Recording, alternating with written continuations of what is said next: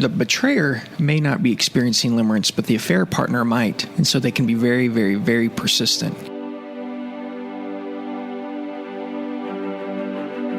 You're listening to Healing Broken Trust podcast with affair recovery experts Brad and Morgan Robinson.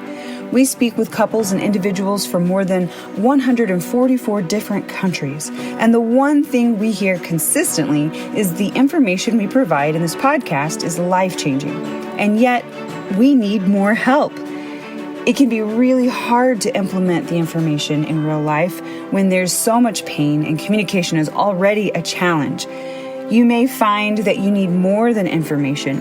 You need something or someone to help you both get on the same page so you can finally heal once and for all. Maybe you need your spouse to open up, but you don't know how to encourage them to do that. Maybe you need your spouse to drop their guard, but they just can't. You need someone who knows what they're doing to come alongside you and show you where you're getting stuck and help you implement the changes you need, because real lasting change won't happen if you can't implement the information. So go to healingbrokentrust.com and discover how working with Brad or a member of our team can make the difference you're craving. That's healingbrokentrust.com.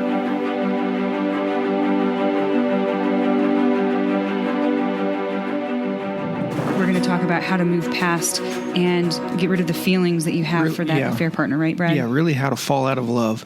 Okay. And this is important. Many times, not every affair is a limerent affair. Mm-hmm. Not every affair has this component to it, but when it does, it is very, very, very, very difficult to break. Okay. And so if you've been listening to this show and you know somebody who's gone through an affair, or they're currently struggling with an affair, I would encourage you to tell them to listen to this show. Okay. Now, will you remind us of what is limerence, just for the audience who hasn't heard? Yeah. Limerence, again, that is a feeling of infatuation, love sickness, romantic love, obsessive love, love addiction. Mm-hmm. And limerence is the name that was given by psychologists that fits that description. Yeah, because the English language really doesn't have, like the Greek language, where there's eros and multiple words different types for language, for love. Love is kind of a very inclusive word. Mm-hmm. And so we talk about we fell out of love, and then you talk about love as a choice, different things like that. It can get a little confusing. But with limerence is very addictive, and it grows in stages. At the beginning of an affair, when this is occurring and when it's just starting, the betrayer is content to see the affair partner every now and then. But as that addiction escalates, as that romantic love or infatuation or obsessive love escalates, they feel like they have more and more of a need for their drug. And so as this addiction grows, the need to be with their affair partner more and more until it develops into a craving, and eventually they feel like they cannot live without their affair partner. Wow, yeah. And we talked about that type of affair where, and we see this often, that limerent affair, this type of affair where even after the affair is made known and people can start marriage counseling, they will still be involved in the affair, and they haven't ended it yet. And I frequently see that where people will come in after they've had an affair discovered and they've worked on it, and the spouse thinks it's okay. It's, nothing's wrong there. The betrayer may not be experiencing limerence, but the affair partner might. And so they can be very, very, very persistent. Oh, yes. And keep it moving and draw that person back in. With this, we've got different ideas, and we're not going to be able to get through all this today, but we have different ways where limerence can be broken. You can fall out of love with somebody. And so this is really important, because this is where, with limerence, that addictive romantic feeling, as it grows more and more, the betrayer is more likely that they're going to want to be out of the marriage and be with their affair partner. And because of that, there's a much greater potential for relapse, where this person will go back to the affair partner, much like a drug addict would. And so what we're going to talk about today, Morgan, is how to fall out of love, how to end this love obsession. Yeah, definitely. That's very important. Mm-hmm. Definitely important. So these things that we've written, we actually have this on paper as well, but they're not suggestions. If you're serious about rebuilding the marriage, you need to follow what we're talking about here. Mm-hmm. So remember, this addiction, it can be ended. It just takes determination and time. Right, Brad? Yeah. And the best method, all of these are really coming from the starvation point of view. We talked about how to end limerence last time a little bit, how limerence ends whenever that love is returned back. You find that person loving you back. It can end that way. And it can also be transferred from one person to another. But this is how to get out of it completely, how to just stop it. And so it can go from one affair partner to the other affair partner. Oh, so limerence can be transferred. Those feelings can be transferred from one love object, is what we've called them, to another love object. And it's rarely the spouse where it's transferred to them. Interesting. I wonder why. That's interesting. It's rarely is it the spouse. And in a large part of that, I believe, is because people are looking, spouse is reality. You're raising children together, you're paying bills together, you know this person. There's not really a whole lot of newness to it. In an affair, everything's new. And because it's new, it's exciting, it's different, and that's the environment that limerence can grow in.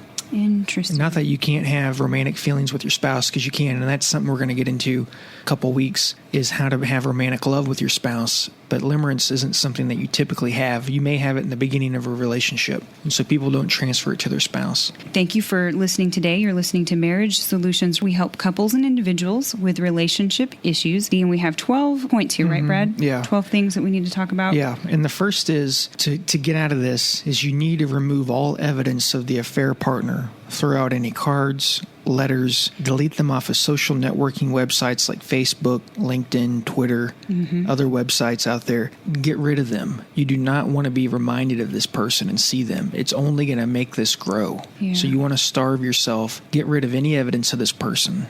Okay. That's the number one thing. And let me say this. Prepare yourself. You're going to go through a grieving process because you're losing somebody out of your life. Yeah. And people don't grieve what they're not losing. So if you see your spouse grieving this, you know they're probably ending it or it's done. And it's very much like an addiction. I mean, when cocaine or any kind of major addiction, they have to go through that withdrawal period. It's just normal. So very much like that, right, Brad? Yeah. The best thing is remove everything, get them out of your life. We talked about cutting them out. Get them out of your life. You have to cut them out. 100%. Yep. And the second one here, don't call or write under any circumstance. If you see them at work or on the street, you need to depart immediately. Run.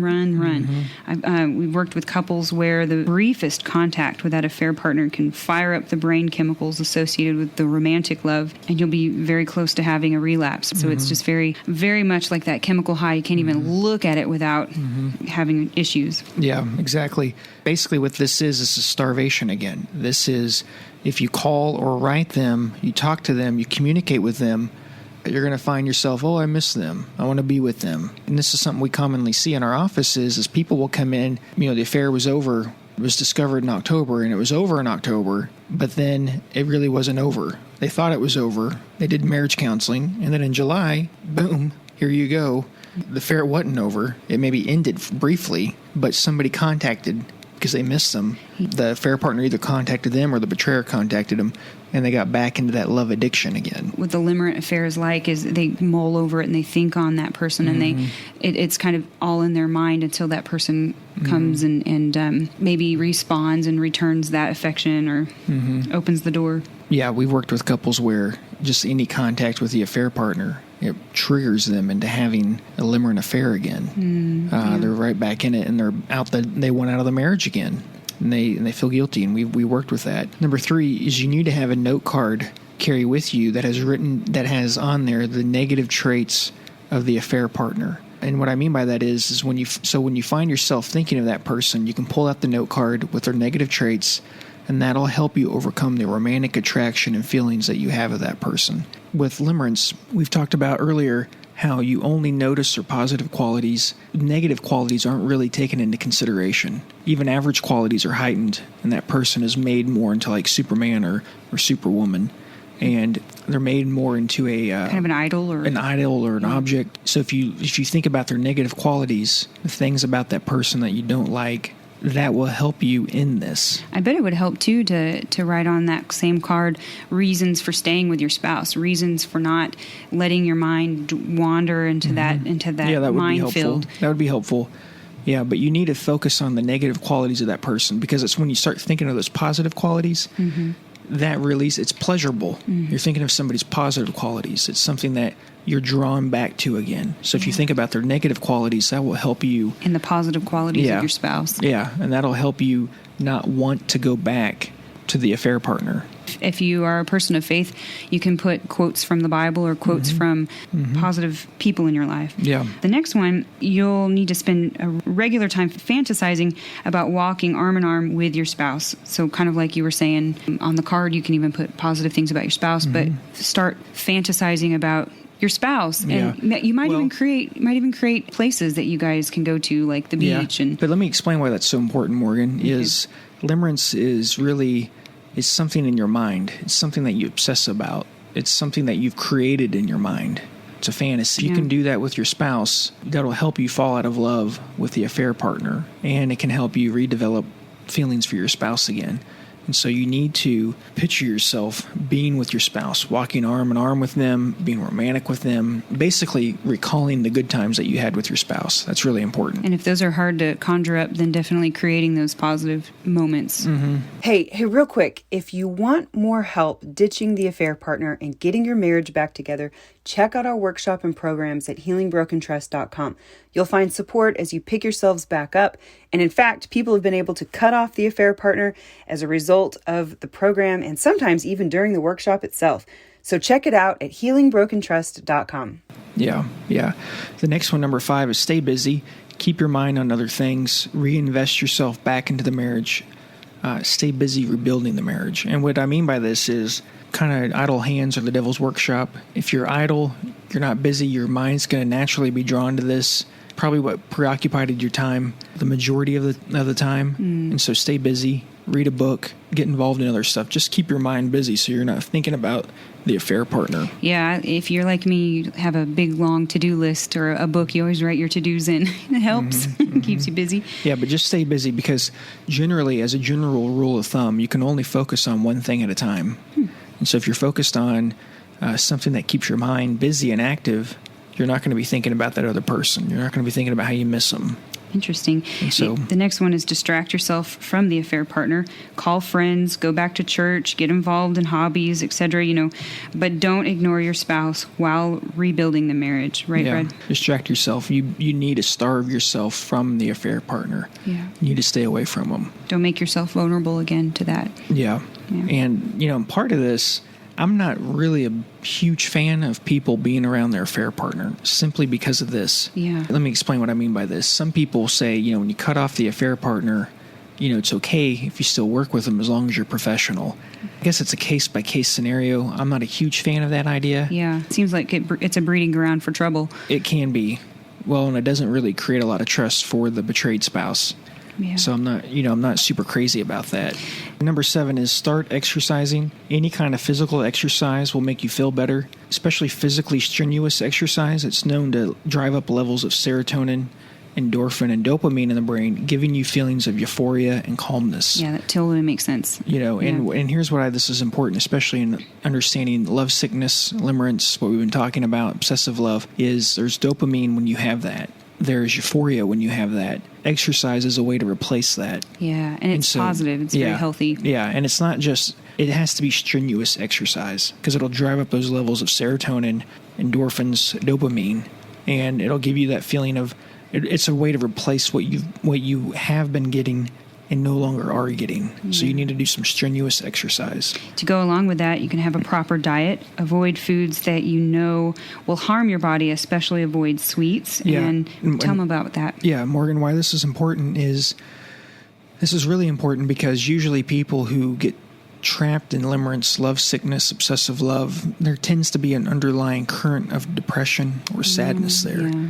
And exercise helps you get out of that sadness. Yeah, definitely. It can help. It's one way. Having a proper diet's another way. And a lot of times what we eat, the foods we eat, it can actually lead us into feeling sad and blue. And so we need to really try to do anything that causes, avoid things that make you sad.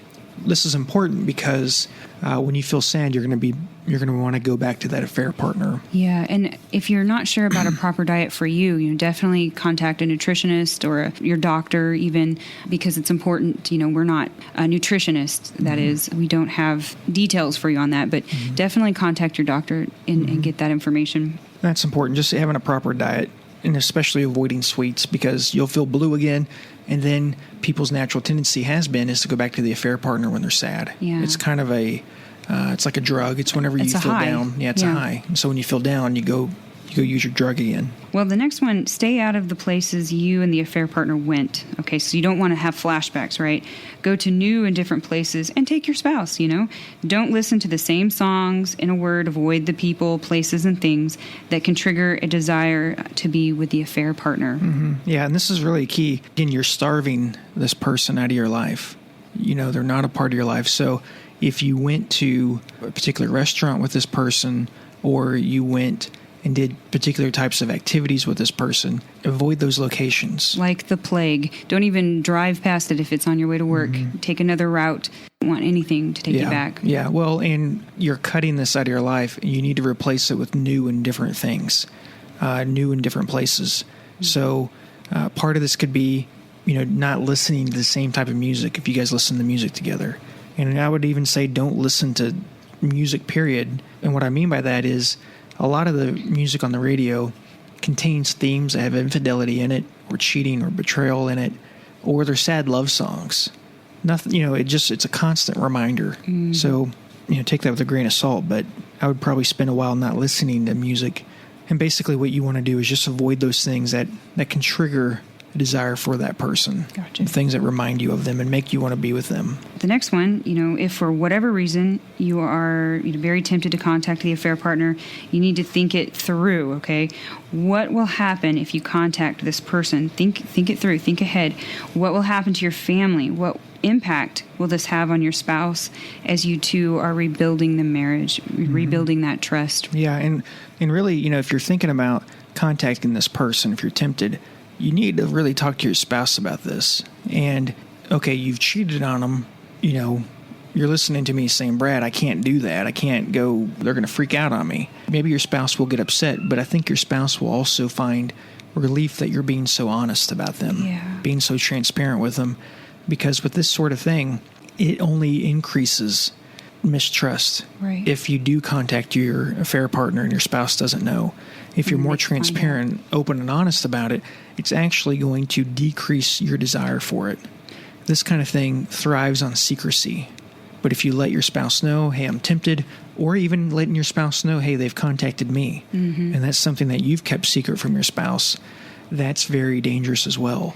Definitely let them know, and definitely don't let them find out later that you did. Good rule of thumb is just assume that they're going to find out. Yeah. And the other thing is if you're a spouse who is listening to this and you were cheated on, definitely try not to explode, right, if they do come to you, because they're really trying to be more open and They're trying honest. to be more open and honest, and it'll help rebuild trust. But you need to have that transparency where the affair partner contacted me. If you don't disclose that, you run the risk of your spouse finding out, but also B, keeping it secret will cause you to dwell on it more and think about the possibilities. And fall back into it. Yeah, very good chance of falling back into it. And so what you want to do is really just go the opposite direction, transparency, honesty, and think this through. Ask yourself questions. What are the consequences of this? And then the next one, 11, the 11th way on how to fall out of love in this addiction is really using antidepressants. And let me explain this. Commonly, people who have recently ended an affair, they have difficulty remembering events or duties. They think obsessively about their problems and the pain coming out of an affair. I've hurt my spouse. I'm miserable. I screwed up so many people's lives. When you come out of an affair, typically your mood is altered. You're struggling with despair, anxiety, fear, anger, and maybe other disabling mood states. And so problems in the body can arise, and depressed people can have trouble eating, sleeping, engaging in sex. And this is important. Many contemplate suicide. So what people find themselves often doing is if they feel like they need to use an antidepressant, they feel like, this is weak. I can handle this. I should be able to handle this on my own. But if you do, and obviously medications have side effects, and they're not necessarily a magic bullet for dealing with depression. But what they promise is better than going back to the affair partner or contemplating suicide or getting stuck and being miserable and being unhappy and wallowing in guilt and shame. And so antidepressants can be helpful with this. And here's the important thing, Morgan, that people need to understand is when people are depressed, they want to do things that relieve that depression. Right. And in this scenario, the easiest thing to do is not exercise or eat right, because when you're depressed, you lack total motivation. Right. Your spouse usually describes you as lazy when you're depressed, especially when you've been depressed for long periods of time. But what needs to happen, is exercising and things like that. But when people are depressed and they've just come out of a limerent affair, they're more likely to relapse if they don't get the right help. If you don't do these starvation methods, and one of those methods is antidepressants. Consider that. Talk over with your family doctor. Consider that. But it is something that would be very, very, very, very important to look at, because you hit a wall of depression. What's pulled you out of that in the past has been the affair partner and this affair. It's been a roller coaster. It's been really hasn't been a roller coaster. It's been a mountaintop experience where you feel great, you feel wonderful, and then you come crashing down when your spouse finds out. You see how the kids are hurting because you and your wife or husband are fighting. You see how people are affected by this, and you feel shame and guilt. Many times you're looking for things to help you deal with this. Commonly, unfortunately, too much of the time, people go back to the affair partner. And it's not that they go back to them for good, because eventually they choose their wife or their spouse. Typically they do. Many, many times they do. But that you can avoid all this more heartache, and it's going to be tougher to rebuild. You can avoid all that if you just take care of it now. And so that's really important. And this last one here, nothing beats your romantic feelings you had with the affair partner, like creating that kind of romantic love with your spouse. Nothing beats it than having a good romantic relationship with your spouse, right, Brad? Yeah. The best thing that you can do is start creating that kind of romantic love with your spouse. And we're going to get into that. But basically how you do that is do new and different things with your spouse. That'll help you rebuild that. As we talk about this is important for people to know. It is possible to fall out of love with the affair partner if you want to. Just like falling in love, it's a learned emotional process. Falling out of love is something that has to be learned, requires some effort, and takes some time. But it can be done. Definitely. It doesn't have to be a super long, grueling experience. It can be something that happens in a matter of weeks or even a month. It depends on how you do it. And these aren't starvation methods. These are thought methods on how to stop thinking about an affair partner, how to stop that obsessiveness, how to stop creating that emotional response to those thoughts. But it's from a different school of psychology. It's from more of a cognitive behavioral view, changing our thoughts and changing our behaviors. And it'll really help you with that starvation period, because I think they're going to help each other. If you're starving, this is a way to help yourself starve off. Yeah, and both approaches are the best. Behavioral psychologists claim that after about using these techniques, anywhere from 7 to 30 days, you can fall out of love with the affair partner. Interesting. I want to jump into this, but let me give a little bit of word on this. This is about losing romantic feelings for the affair partner, not hating a person. Yeah. And so we're not condoning hatred. We're trying to help you fall out of love with a person, not hate a person. Right. That's very important. And so I wanted that to be a clear distinction. Yeah. Somebody one time said, these sounds like you're telling us to hate a person, and we're not. And I'll just explain the background behind these. This is based on the cognitive behavioral school of psychology. And with limerence, what's happening is we're uprooting thoughts before they have a chance to grow, before they have a chance to take root in our mind. And as the Bible says, as a man thinks in his heart, so is he. And so what we're doing is we're changing the thoughts so we can change how our heart feels about a person, and how we can, when we'll be different, we'll see ourselves differently as well. Yeah, we're running away from these totally destructive patterns and habits. And what we want to do is, this is about empowering people who've gone through this, because if you've gone through this, you know how difficult this is. If you've had an limerent affair on falling out of love with a person, there's almost an addictive quality that people have to that person. And so what we want to do is empower you. So let's go ahead and jump in here, Morgan. Okay. Cognitive behavioral psychologists would say that falling in love is a learned emotional process. So falling out of love is something that has to be learned. Interesting. Requires some effort. It takes a little bit of time. 7 to 30 days is what they say. Here is the first one. It is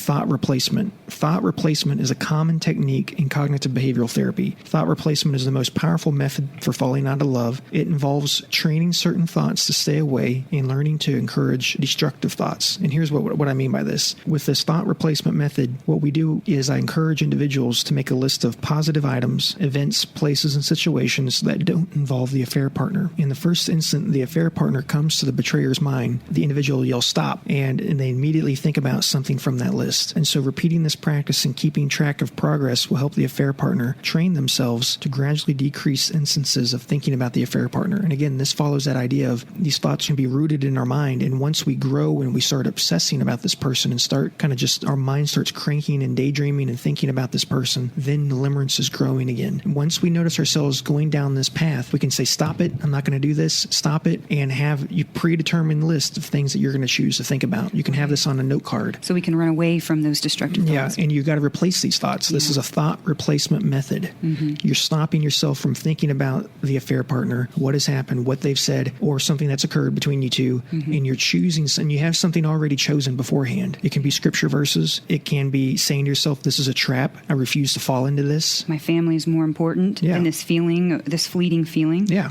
I want my spouse more than anything. It could be just have something predetermined that you're telling yourself, because here's why this is important, Morgan.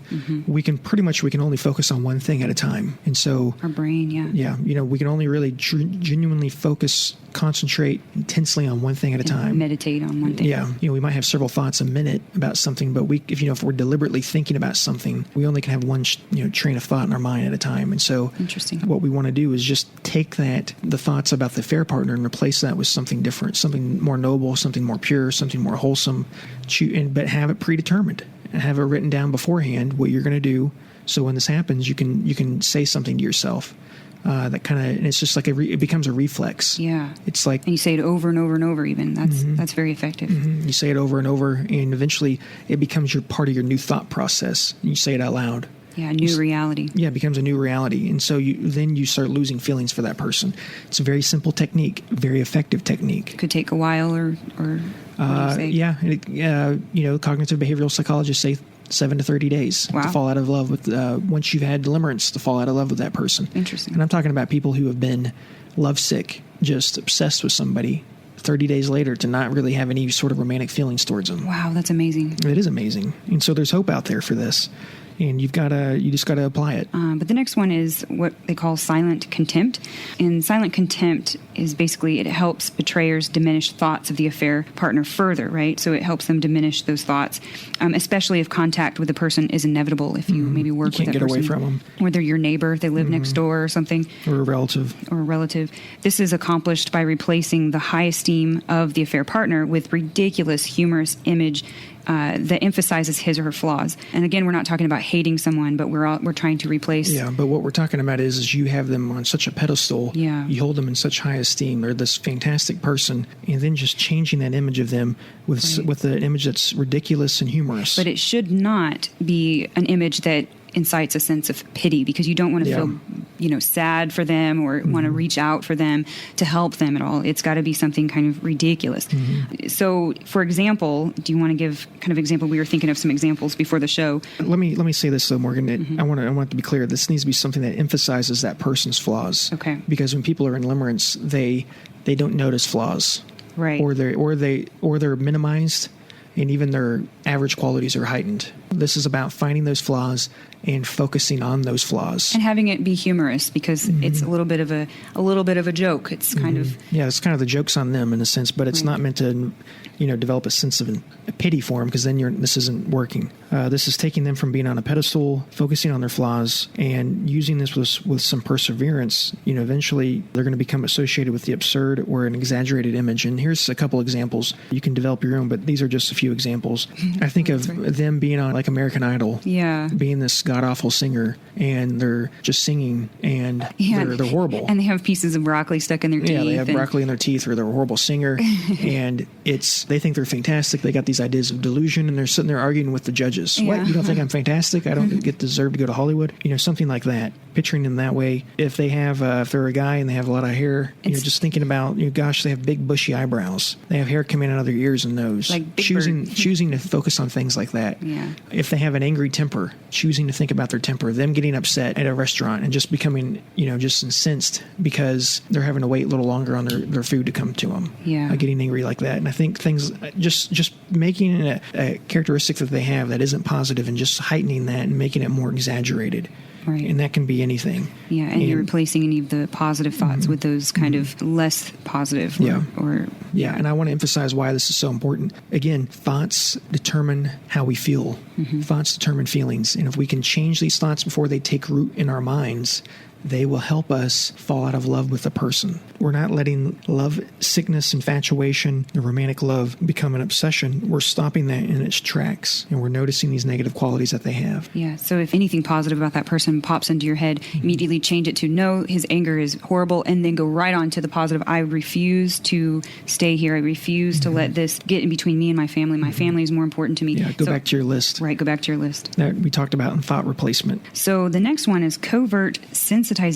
That's a big word, sensitization. It's also called repulsion. It is a more extreme technique. It's more extreme in that it's useful for if thought replacement and silent contempt aren't working as well. It's also effective at taming physical attraction toward the affair partner. And that's important for people because many times been betrayed is thinking, gosh, they think that person's more beautiful than I am, more handsome than I am. And this is a way for, if the betrayer does find them physically attractive, a way to lose that physical attraction for them. Right. And it's a little bit different. And again, this isn't meant to create hatred towards anybody. It's meant to lose feelings for a person. Right. And it's interrupting those thoughts that create more limerence. If we can interrupt those thoughts, we're going to interrupt that emotional connection there. And that's what you're talking about, Morgan. Yeah, and it's the way for your mind to run away. If you physically can't run away, your mind is able to run away from those thoughts. And the process involves creating a list of vivid images that overwhelm the senses with their extreme repulsive association. So then the involved spouse attaches one of those images with physical contact with the affair partner so that the contact becomes associated with a repulsive sight, a repulsive sound, or repulsive smell. The final part of this process involves envisioning turning away from the affair partner, helping the involved spouse unlearn the physical attraction he or she has previously felt. So some examples we had, Brad, you had those. Yeah, I think picturing this person, the affair partner, with sewage on them, and just imagining the smell, the odor of that. Bad breath, horrible body odor. Maybe they don't have, maybe their hygiene is awful. They haven't shaved. Or they used to like this, they wear this perfume that maybe you once enjoyed, but if you imagine it not smelling good or just being too much. Yeah, or they smell like a wet dog. Yeah. Or just imagining them in these situations where they just have repulsive sights, sounds, smells. Yeah. When they talk, they have this horrible, high-pitched, screechy voice. They just wear, their fashion is ridiculous. They wear stuff from horrible 80s clothing. Just picturing them in these negative lights like this, it'll help you fall out of love, lose romantic feelings for them. And again, that's not so much to hate them. Right, it's not about hatred. It's just to interrupt the thoughts, because when people are stuck in limerence, they're thinking only of the positive. They don't see any negative. And this is a way to introduce negative thoughts and qualities about them that are there that you're just blind to if you're experiencing limerence. And so kind of to recap, if a positive thought comes in your head, you say stop, and you go to say no, they have horrible anger, or no, they smell like sewage, and then you go right to the things that you want. You go right on to, I love my family, I want to be with my spouse, and you dwell on that more. But this is kind of how it works. It kind of happens in an instant. So, you don't want to spend forever on these negative things. You want to kind of stop the positive thought, replace it with something negative on that person, and go right into what you want. Go right into what you want. Hey, one more thing. If you want to break free from the affair once and for all, go to healingbrokentrust.com for personalized help or a self-paced online program.